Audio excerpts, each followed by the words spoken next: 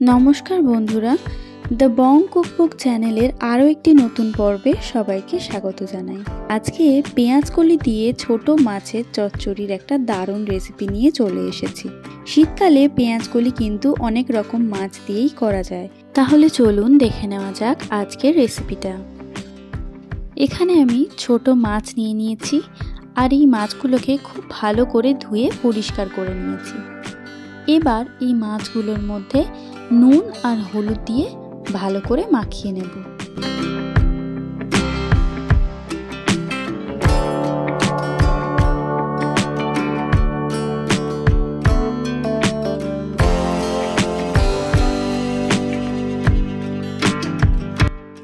এখানে সমস্ত সবজিগুলোকে কেটে নিয়েছি।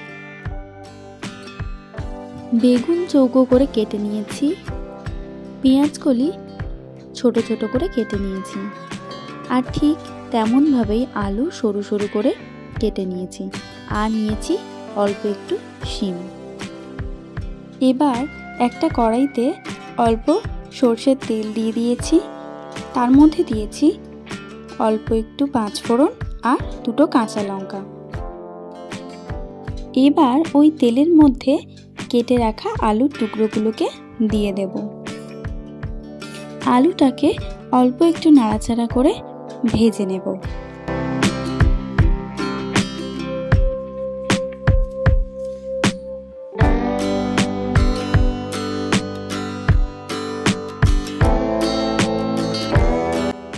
এবার এর মধ্যে দিয়ে দেব বাকি সবজিগুলো। এখানে দিয়ে দিচ্ছি কেটে রাখা শিম। শিমটা দেওয়ার পর একটু নাড়াচাড়া করে নেব। তারপর এর মধ্যে দিয়ে দেব পেঁয়াজ কুচি। এখানে একটা ছোট পেঁয়াজকে কুচিয়ে রেখে দিয়েছিলাম। পেঁয়াজ দিয়ে একটু নাড়াচাড়া করার পর এর মধ্যে দিয়ে দেব কেটে রাখা পেঁয়াজকলিগুলো। এবার পেঁয়াজকলি দিয়ে সমস্ত কিছুকে ভালো করে নাড়াচাড়া করে কষিয়ে নেব।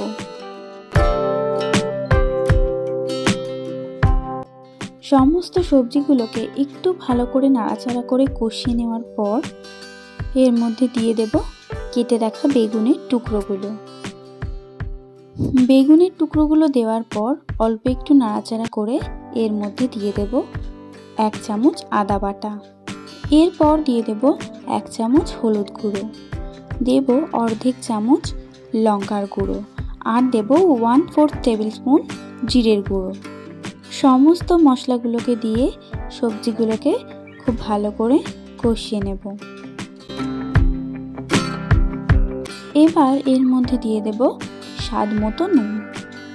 নুন দেওয়ার পর আবারও সমস্ত কিছুকে খুব ভালো করে নাড়াচাড়া করে কষিয়ে নেব। কষানো হয়ে গেলে মশলার থেকে তেল ছেড়ে দিলে এবার এর মধ্যে জল দিয়ে দেব। এখানে আমি খুব বেশি জল ব্যবহার করছি না, 1 কাপ পরিমাণ জল ব্যবহার করছি। এই তরকারিটা একটু শুকনো শুকনোই হয়, তাই খুব বেশি জল দেওয়ার দরকার নেই। শুধুমাত্র সবজিগুলো সেদ্ধ হওয়ার জন্য যে পরিমাণ জল দরকার সেটুকু দিলেই হবে। জল দেওয়ার পর তরকারিটা অল্প একটু ফুটে এলে এর মধ্যে দিয়ে দেব 1 চামচ সর্ষে বাটা। সর্ষে বাটাটা দেওয়ার পর ভালো করে সমস্ত কিছুকে মিশিয়ে দিয়ে ঢাকা দিয়ে তরকারিটা সেদ্ধ হতে দেব। 4 থেকে 5 মিনিট মিডিয়াম ফ্লেমে ঢাকা দিয়ে সেদ্ধ করলেই সমস্ত সবজি কিন্তু সেদ্ধ হয়ে আসবে। তরকারিটা সেদ্ধ হয়ে এলে অন্য একটা পাত্রে তরকারিটা ঢেলে একপাশে রেখে দেব। এবার একটা কড়ায় সরষের তেল দিয়ে দেব।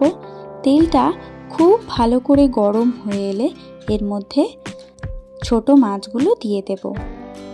ছোট মাছ ভাজার সময় কড়াই লেগে যাওয়ার সম্ভাবনা থাকে, তাই কড়াটাকে খুব ভালো করে গরম করে নিতে হয়, আর তেলটা দেওয়ার পর তেলটাকেও খুব ভালো করে গরম করে নিতে হয়। তাহলে মাছগুলো একেবারেই কড়াই লেগে যায় না, আর উল্টাতেও সুবিধা হয়। ঠিক এরকমভাবেই মাছগুলোকে 3 থেকে 4 মিনিট উল্টে পাল্টে একটু কড়া করে ভেজে নেব।